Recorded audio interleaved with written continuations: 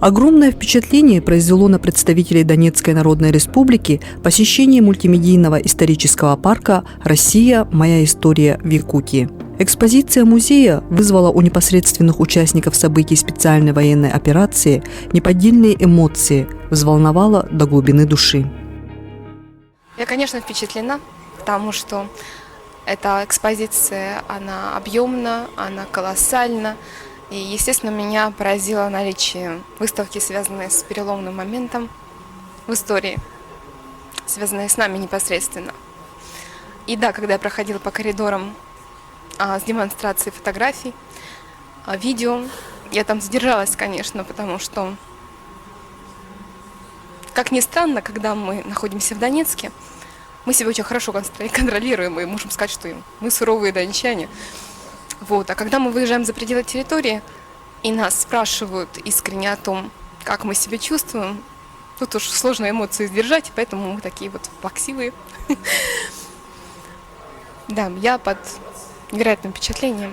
И я рада, что эти страницы не вырваны, потому что в наше время, когда информация активно подчищается, заменяется, симулируется, это очень важно — сохранить связь с прошлым, тем более теми эпизодами, которые влияют непосредственно на наше настоящее.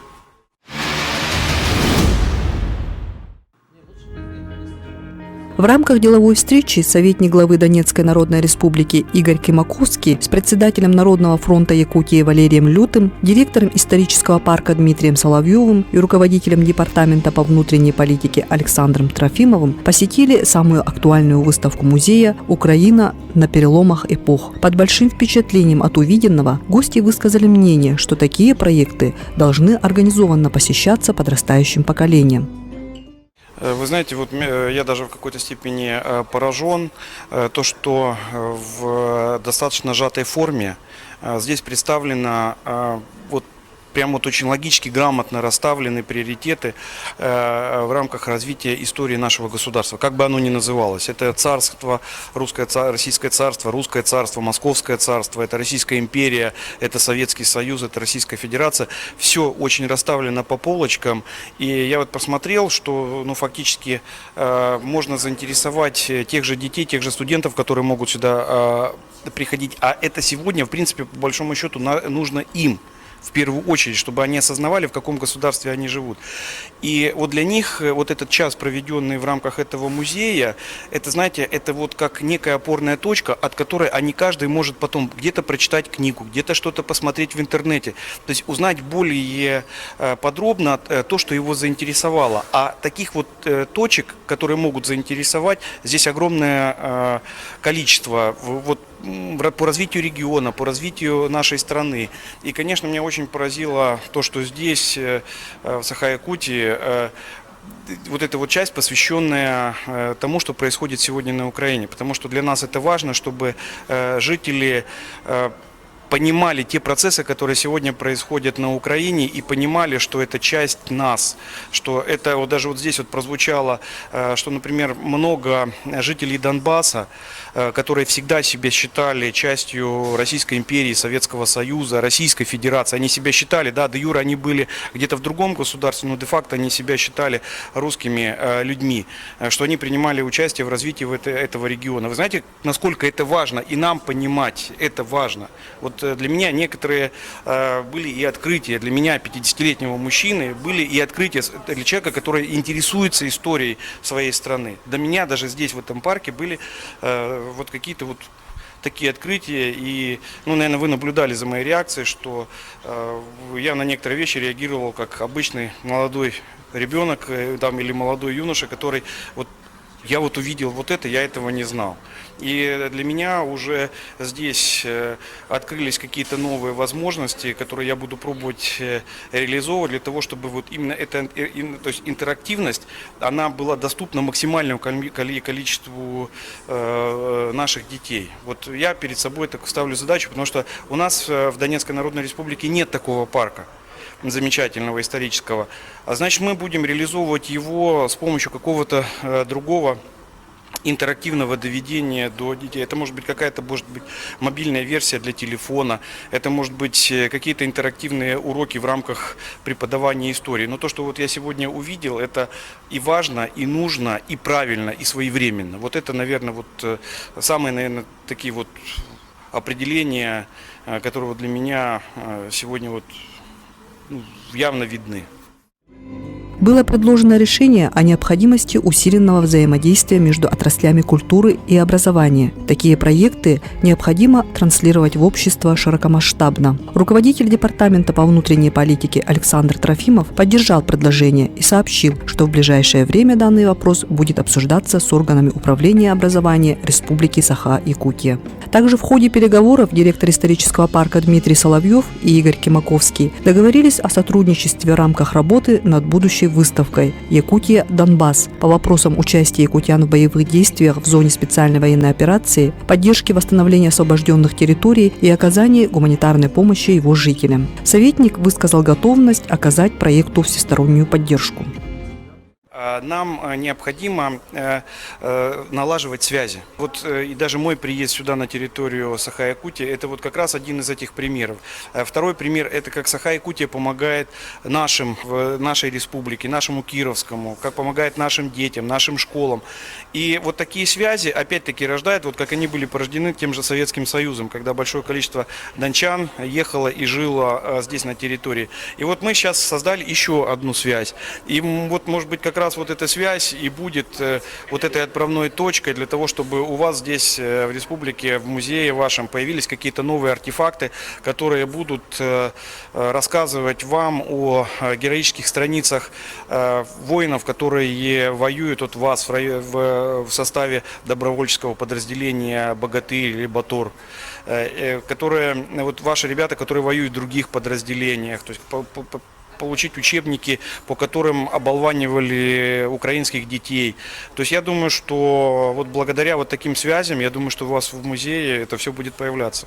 И мы для этого приложим тоже определенные усилия, как ваша республика прикладывает усилия для того, чтобы наши дети и жители нашей республики понимали, что они часть большой России, и что большая Россия и та же Саха-Якутия заботится о них. Это, наверное, самое важное, самое нужное. И мы, естественно, будем на добро всегда отвечать добром.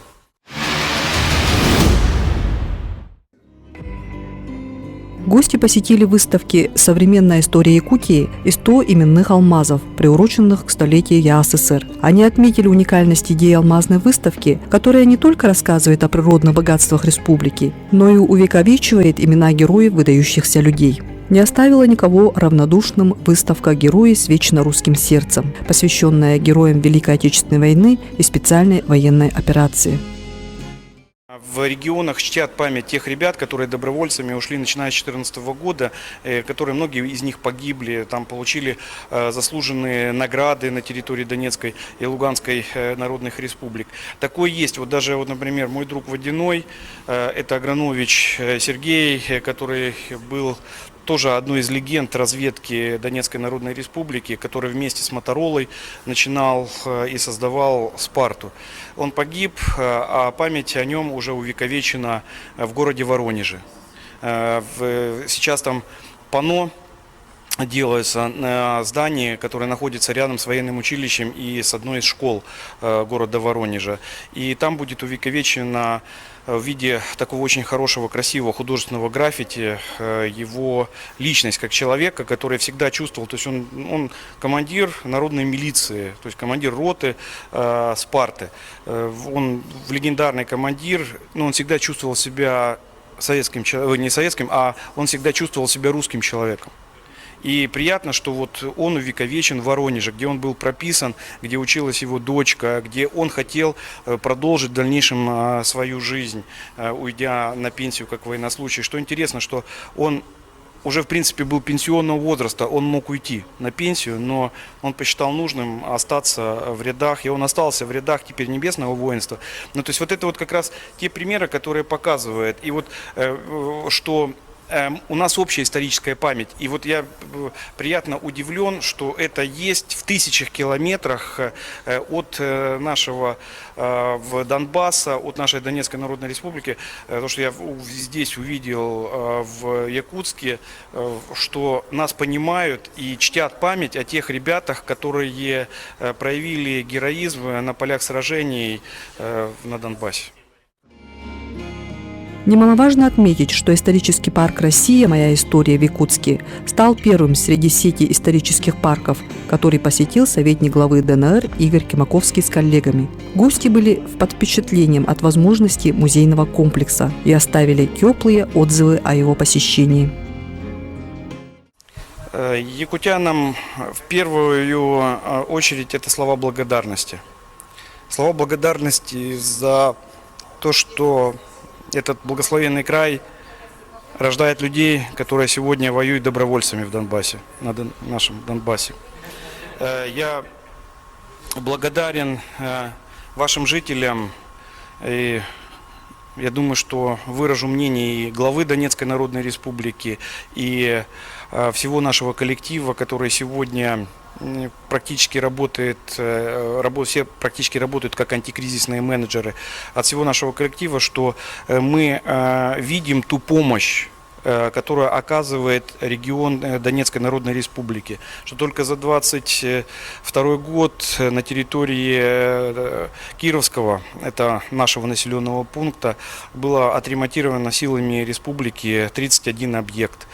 Что закуплено оборудование, учебники для нашей школы, в которую пока дети не ходят, потому что там опасно учиться, но тем не менее они уже с помощью мультимедийного оборудования, оборудование поставлено с стороны республики, они уже учатся в режиме дистанционного обучения. Мы благодарны за то, что вы помогаете нашей медицине, что ваши офтальмологи приезжают к нам и лечат наших детей, лечат наших стариков, лечат наших ребят.